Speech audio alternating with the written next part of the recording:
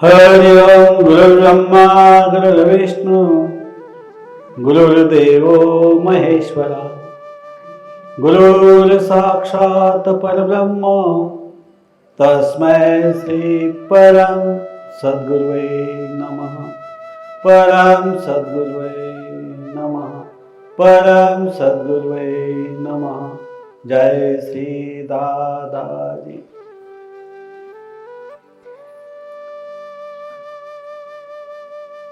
प्रिय साधक जनों,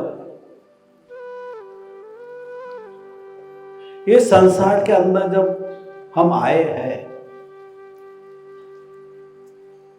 इस संसार में जो भक्ति भाव से हम चलते हैं, साधना से चलते हैं, तो प्रमुख हमें जो भी करना है आध्यात्मिक प्राप्ति के लिए, तो सबसे बड़ी जो अड़चन आती है, रुकावटें आती है, तो वासना की है। जो वासनाएं हैं हमारे अंदर, तब तक हम कुछ भी नहीं पा सकते, क्योंकि वासनाएं इस संसार में रहते हुए एक वासना नहीं है, वो अनंत वासनाएं हैं। अनंत वासनाएं का मतलब में क्या हुआ?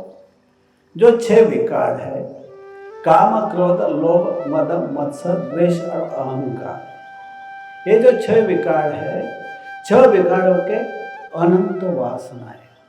कितनी वासनाएं हो सकती है इंसान में, इसका कोई भरोसा नहीं, क्योंकि जो भी मनुष्य प्राणी है वो बुद्धि होते हुए भी सद्विवेक बुद्धि का जो यूज करना है, तो वो यूज सही ढंग से नहीं होता है, और सही ढंग से ना होने के कारण वासनाएं जो होती है वो बढ़ती ही जाती है। मतलब मैं बचपन से लेकर समझ आज तक हमने जो जो देखा, जो जो सुना, जो जो पंचेंद्रिय द्वारा हमने अनुभव किया, वो हर बात, हर चीज वासना के तरफ चली जाती है। और जब सद विवेक बुद्धि का जब हम विचार या सोच करते हैं, उसके बाद, क्योंकि अध्यात्म में आत्मा साक्षात्कार लेना सबसे बड़ी चीज होती है, क्योंकि तब तक सही ज्ञान हमें मिलता नहीं है। ग्रंथ में हम पढ़ सकते हैं, पंडित हो सकते हैं, ऐसे तो ऋषि मुनियों के बहुत ग्रंथ है, संतों के भी बहुत संतों की वाणियाँ लिखी हुई है। जो भी वाणी लिखी हुई है या जो भी ग्रंथ लिखा हुआ है, तो उसमें जो जो बताया गया है, वो उसके बारे में पढ़ने के बाद हम कुछ बोल सकते हैं, वो हुई बुद्धि। लेकिन सत विवेक बुद्धि का जब हम अनुसरण करते हैं, जो हमारे प्रैक्टिकली हमारे जीवन में लाते हैं, तो उस समय सबसे बड़ी बात ये आती है कि सबसे बीच में रुकावट जो हमें है आध्यात्म में मोक्ष के तरफ जाने का या आत्म साक्षात्कार लेने के लिए, सबसे बड़े जो हमें प्राप्ति में जो रुकावट है, तो वो है वासना। हमारे अंदर एक वासना है, बहुत वासना है, जो जो देखते हैं, वो जो जो पाने की कोशिश की आज तक हमने, जो जो चीज, चाहे धन हो या व्यक्ति हो या कुछ भी हो, समझा ना, जो भी या चाहे इस संसार के अंदर जो जो प्राप्ति के लायक भौतिक, वो हम पाने की कोशिश करते हैं, तो हर वासना ही है वो, हमारी जो सोच है उसके अंदर चली जाती है उस चीज में, चाहे जीवित हो चाहे बद्ध हो, तो उसमें जो हमारा मन चला जाता है, जो मन जो चला जाता है, तो इसका मतलब में उसकी इच्छा पाने की कोशिश करना, यानी यही अपनी वासना नहीं हुई, धन की वासना हुई, रूप गंध जो भी कुछ भी हो जिस द्वारा, तो उससे भी हमारी वासना ही निर्माण होती है। जो वासनाएं निर्माण होती है, तो जो हमारे पंचेंद्रिय जो है, हमारे पंचेंद्रिय को भाती, वो हमें अच्छे लगते हैं, वो चीज़ें अच्छी लगती है, चाहे स्त्री हो या पुरुष, हर चीज के बारे में जो जो हमारी सोच होती है, जिस तरह से हमारी विचारधारा होती है, उस प्रकार हम वो वासना तृप्त करने की कोशिश करते हैं, प्रयास करते रहते हैं। चाहे वो उससे हमें वो वासना तृप्त होगी या नहीं होगी, वो बात तो दूर की होती है। अगर वासना तृप्त भी हो गई हमारी, कोई भी धन की हो, जमीन की हो, या जो सुविधाएं हैं, वो हर सुविधा प्राप्त करने के बाद भी हमारी तृप्ति कभी होती नहीं है। वो हमारी सब वासना है। वासना इस शब्द में आ जाता है, या लोग कहो, आसक्ति कहो, लेकिन वासना एक परफेक्ट शब्द है उसके लिए। तो जो जो हमारा दिल कहता है, हमारा मन कहता है, हमारी सोच वहाँ तक जाती है, जो जो हमें पाने की कोशिश करेंगे, वो सब वासना के अंदर ही आएगा। इतना याद रखना। जो बात ऐसी है कि जो वासनाएं अगर हमारे पास है, तो हम सही ढंग से हम आध्यात्मिक नहीं हो सकते। समझ में, धार्मिक हो सकते हैं, क्योंकि धार्मिक इंसान में वासनाएं रह सकती है, लेकिन आध्यात्म जिसको आत्मा को पाने की कोशिश, परमात्मा को पाने की कोशिश जो भी इंसान करता है, तो जो पाने की कोशिश करता है ना, तो वो पाने में सब रुकावटें उसकी वासना ही है प्रमुख। इतना याद रखना। जो वासना है हमारे अंदर, वो वासना एक प्रकार की नहीं है ना, समझा ना।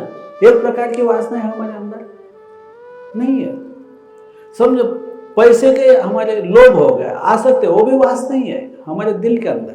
समझो, 1000 मिला तो भी कम है, 10,000 मिला तो भी कम है, लाख मिला तो भी कम है, करोड़ मिला तो भी कम है, अरब मिले तो भी कम है।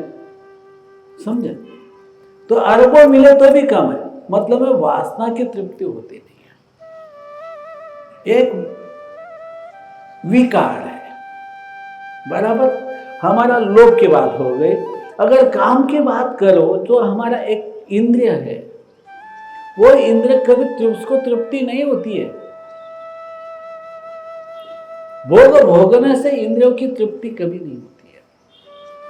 समझे, तो वो भी वासना ही है।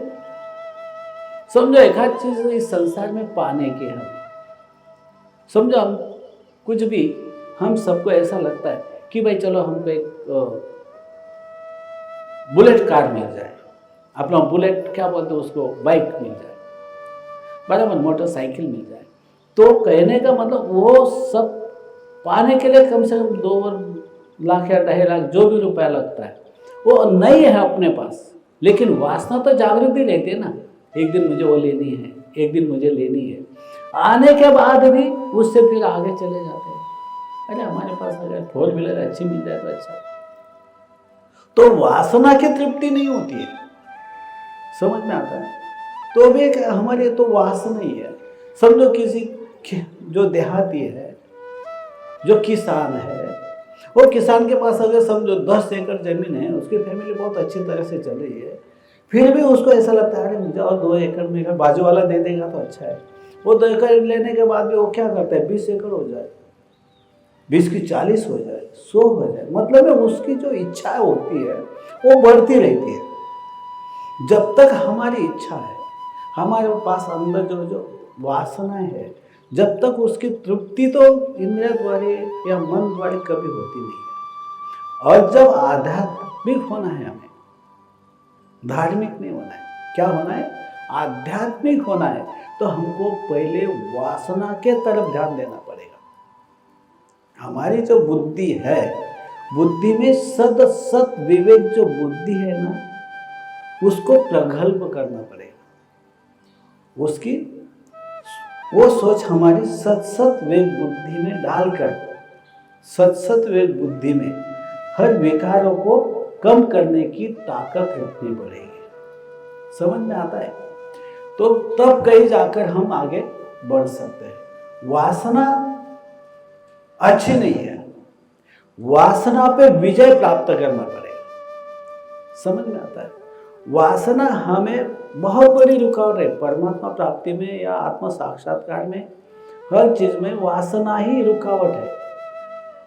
वो प्राप्त करना है, हमको उस रास्ते से जाना है जो सच्चा है, जो इस लोक में वासना नहीं तो 100% हमें नरक मिलने वाला है। वासना रहित हो जाएंगे, वासनाओं को छोड़ देंगे हम लोग, उसके बाद कहीं हम हमारा जो ट्रैवलिंग है, हमारा जो सफ़र है, वो ध्यान धारणा फिर आगे बढ़ता चला जाएगा। तो मेरा कहने का मतलब ये हुआ कि वासना को दबाना पड़ेगा, जो इंद्रिया को भी क्षमन करना पड़ेगा, उसके भी दमन लाना पड़ेगा। इंद्रिया भी तो बहुत बुरी चीज़ है ऐसा मैं नहीं कहूँगा, क्योंकि संसार करना है, संसार रहना है, धार्मिक रहना है, तो हमें हर चीज़ करनी पड़ेगी, हमारी इच्छाएं चलती रहेगी। लेकिन अगर उसे मोक्ष पाने की इच्छा है या आत्म साक्षात्कार लेने की इच्छा है तो क्या होगा, हमको विकारों पे दमन करना पड़ेगा। क्या करना पड़ेगा? विकारों पे दमन करना पड़ेगा। विकार ये वासना में ही आते हैं, त्रिगुण जो है उसमें से कम सत्व गुण जो है वो हमें स्वीकारना पड़ेगा। हम जब तक वो सत्व गुण की हमारे अंदर जागृति नहीं करते, हमारे मन के अंदर सत्व गुण की जागृति नहीं करते, तब तक हम उस परमात्मा के रास्ते पे हम चल रहे, या जो हम संत गए, हमारे ऋषि मुनि जिस रास्ते से गए, वो रास्ते से अगर हमें चलना ही है तो हमें पहले वासना यानी विकार, इनके ऊपर तो हमें विजय प्राप्त करने का कोशिश करनी पड़ेगी। क्या बोला हमने? कोशिश करनी पड़ेगी। जब हम सही ढंग से कोशिश करेंगे तब जाकर के हम धार्मिक में से निकलकर आध्यात्मिक बनेंगे, समझे? जब तक वासनाएं हमारे शेष है, वासनाएं बहुत है, ये नहीं है। देखो, हमारा एक अच्छा मकान हो, उससे भी और अच्छा मकान मिल जाए, गाड़ी मिले उससे और अच्छी गाड़ी मिल जाए, मतलब उसके लिए जो धन की जो आवश्यकता होती है, धन पाने की हम जो कोशिश करते हैं, उसमें भी तो विकार ही है ना। एक लोभ आ गया ना तो विकार ही हो गया। मतलब में हम समाधान तो हमें प्राप्त होता नहीं है। जब हमारे पास वासनाएं शेष है तब तक हमें तो परमात्मा प्राप्ति का हो या आत्म साक्षात्कार का हो या मोक्ष का हो, वहाँ तक हम कैसे जाएंगे? वो राह पे चलना है, उस रास्ते से चलना है तो कुछ ना कुछ हमें करना ही पड़ेगा। अगर हम कुछ ना कुछ करना है, इसका मतलब नहीं क्या हुआ कि भगवान की प्राप्ति के लिए, परमात्मा की प्राप्ति के लिए हमें वासनाओं से छुटकारा पाना पड़ेगा। जब वासनाओं से छुटकारा मिलता है तो हमें क्या मिलती है? शांति मिलती है, समाधान जिसे कहते हैं, वो शब्द नहीं हमारे आचरण में आ जाता है। बोलने से कुछ नहीं होता, आचरण से होता है। बोलना तो पंडित बहुत कुछ बोल सकता है, हर चीज पे बोल सकता है, लेकिन आचरण में क्या है? अपने आचरण द्वारा हमें ये चीज अगर साक्षात्कार लेना है तो विकार के ऊपर हमें विजय प्राप्त करने की कोशिश तो करनी ही पड़ेगी, समझो। जब तक हम विकारों पे विजय प्राप्त करने की कोशिश नहीं करते, समझे, सत्वगुण लेना है, क्योंकि सत्वगुण तो लेना ही पड़ेगा। सत्वगुण नहीं रखेंगे तो हम विकारों पे विजय कैसे प्राप्त करेंगे? जो अच्छी चीज है इस संसार के अंदर, जो कल्याणकारी है, दूसरे को दुख नहीं पहुंचाना है, मन को भी कुछ दुख ना हो, कोई भी प्रकार से उसकी हानि ना हो, ये चीज जब तक हम सोचते नहीं, इस तरह से बनते नहीं, तब तक विकारों में रहना ही होता है। क्योंकि सत्व गुण लेना ही पड़ेगा। सत्व गुण लेने के बाद ही हम साधना कर सकते हैं। सत्व गुण लेने के बाद ही समझो उस प्रभु का अखंड नाम भज सकते हैं, उस प्रभु को पाने की कोशिश कर सकते हैं, जब तक हमारे अंदर सत्व गुण ना आ जाए, बराबर। और जब समझो रजोगुण और तमोगुण ही ज्यादा हमारे अंदर रहेंगे तो क्या होगा, हम भगवान को प्राप्ति के लिए नहीं, हम हमारी जो इच्छाएं है, हमारी जो वासना है, हमारे मन के अंदर जितने अभी पाने की जो चीज़ पाने की कोशिश है, तब तक तो इम्पॉसिबल है, वो हो ही नहीं सकता, मोक्ष को पा ही नहीं सकता जब तक हमारे अंदर विकार है, काम क्रोध लोभ मद मत्सर द्वेष और अहंकार। ये सब 6 तो विकार हो गए। ये 6 विकारों के पर तो जाना ही है हमें। अगर समझो हमें मोक्ष पाना है, मोक्ष पाना भी कितना, मुक्ति पाना है, कुछ भी पाने के लिए ये विकारों पे दमन करने के लिए हमें इस संसार में सत्वगुण का उपयोग करना ही पड़ेगा। सत्वगुण है तो हमारा धीरे धीरे विकारों पे क्या होगा, दमन होता चला जाएगा। विकार जाएंगे ऐसे मैं नहीं कह सकता, क्योंकि विकार जाने के लिए तो बहुत कुछ साधना बहुत बड़ी लगती है, क्योंकि शरीर है तब तक इस संसार को हम देखते ही रहेंगे, हमको वो चीज़ें दिखाई देगी, वस्तुएं दिखाई देगी, इंसान दिखाई देंगे। भाई 2 आंखों से तो सारा संसार को तो देखना ही है हमें, झाड़ पेड़ पौधे जो भी है वो भी देखेंगे, नदी नाले देखेंगे, पर्वत देखेंगे, जंगल भी देखेंगे, हर चीज़ देखेंगे ना, गार्डन देखेंगे, बिल्डिंगें देखेंगे, हमारे घर के अंदर क्या क्या वस्तु है वो भी देखेंगे। तो तब तक तो हम विकारों से मुक्त होने के लिए मतलब सत्वगुण क्यों हमें आचरण में लाना है?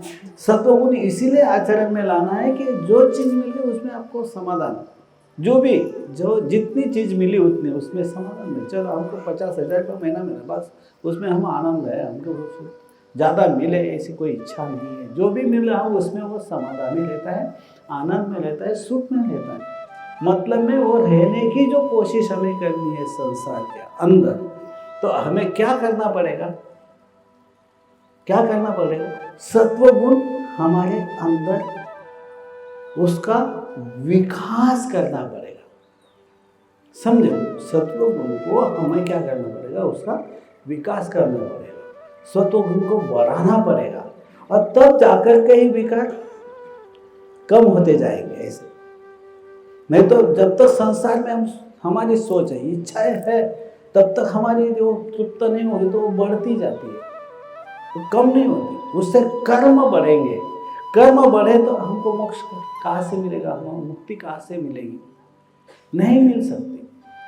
और सत्वगुण है, समाधान आ गया, प्रभु का नाम रटन करते रहेंगे, अखंड नाम रटन करेंगे, कुछ ना कुछ भगवान का दर्शन हो जाए। इसकी इच्छा जो, हमारी इच्छा जो है, हमारे अंदर प्रमुख इच्छा क्या हो जाएगी, हमारे प्रभु का दर्शन हो जाए, आत्म साक्षात्कार हो जाए। इसके लिए मैं साधना करूँगा, कुछ ना कुछ करने की कोशिश कब करेगा, जब हमारे अंदर सत्वगुण आ जाएगा।